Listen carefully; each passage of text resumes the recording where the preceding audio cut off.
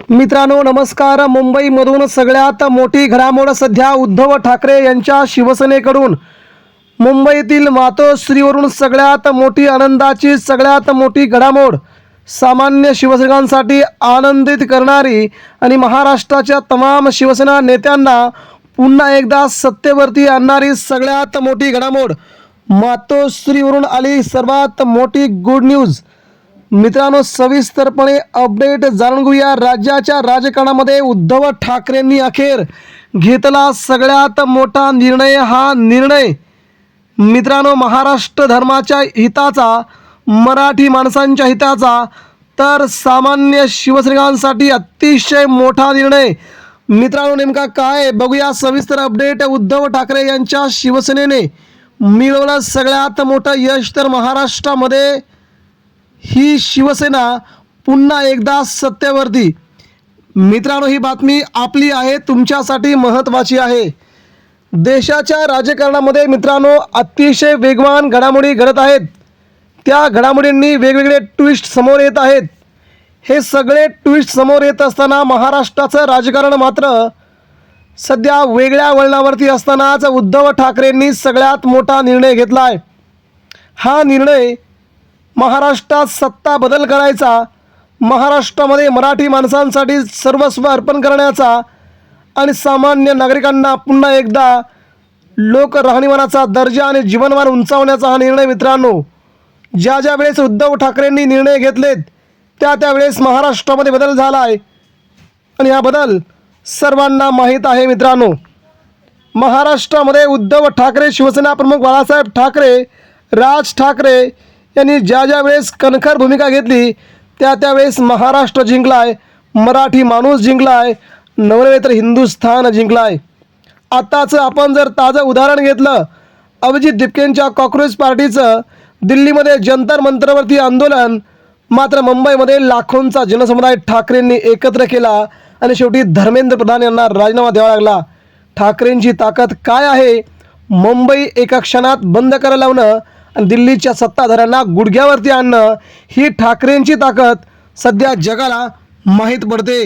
याच वेळी मित्रांनो उद्धव ठाकरेंनी मात्र मुंबई येथून सामान्य शिवसैनिकांसाठी आनंदाची गुड न्यूज दिली आहे.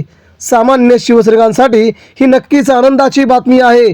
मित्रांनो या बातमीने आपण देखील आनंदित व्हाल आणि सामान्य शिवसैनिकांना देखील आनंद गगनास मावण्याचा होईल. मित्रांनो राज्यात सध्या उद्धव ठाकरेंनी काल मुंबईमध्ये आपल्या जिल्हा प्रमुखांची, आमदारांची, संपर्क प्रमुखांची काल बैठक घेतली. त्या बैठकीच्या दरम्यान उद्धव ठाकरेंनी मोठे आदेश दिलेत. हे आदेश आपल्या सामान्य शिवसैनिकांना आनंदित करणारे आहेत.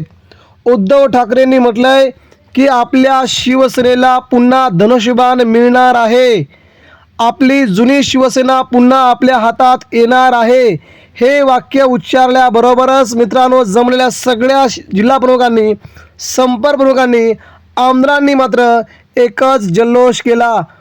पण पुढे उद्धव ठाकरे म्हटलेत की जर हे चिन्ह शेवटी सरन्यायाधीशांनी आपल्याला देणं टाळलं, जर हे चिन्ह आपल्याला देणं टाळलं तर आपण देखील तशाच प्रकारची मागणी कोर्टामध्ये करणार आहोत.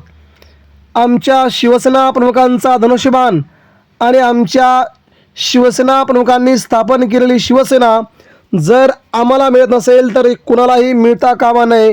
तर सर्वात शेवटी अंतिम विषयी आम्ही हा निर्णय घेऊ की चिन्ह गोठवलं जाऊ शकतं, पक्षाचं नाव गोठवलं जाऊ शकतं, शिंदे सेनेला नवीन चिन्ह द्या असा निर्णय देऊ शकतं सुप्रीम कोर्ट. आणि अशी मागणी आपण सुप्रीम कोर्टामध्ये करणार आहोत. त्यामुळे हा निर्णय उद्धव ठाकरेंनी आपल्या नेत्यांना सांगितला. त्यानंतर पुढचा निर्णय मित्रांनो सांगितला आहे की महाराष्ट्राच्या गावगाड्यांपर्यंत आता शिवसेना आणि संघटन दमदार करायला सुरुवात करा. ज्यांना ज्यांना आपल्या शिवसेनेकडे यायचं आहे त्यांना जवळ करा, शिवसेनेची संघटनेची बांधणी करा आणि 2029च्या लोकसभा आणि विधानसभेसाठी आपण कामाला लागा. आणि मित्रांनो तिथूनच आपण आपल्या आमदारकीसाठी खासदारकीसाठी लढायला सुरुवात करा. या 2 वर्षामध्ये आपला जबरदस्त कब्जा करा आणि महाराष्ट्रावरती सत्ता आणण्यासाठी आपण तत्पर राहा, असे आदेश उद्धव ठाकरेंनी दिलेत.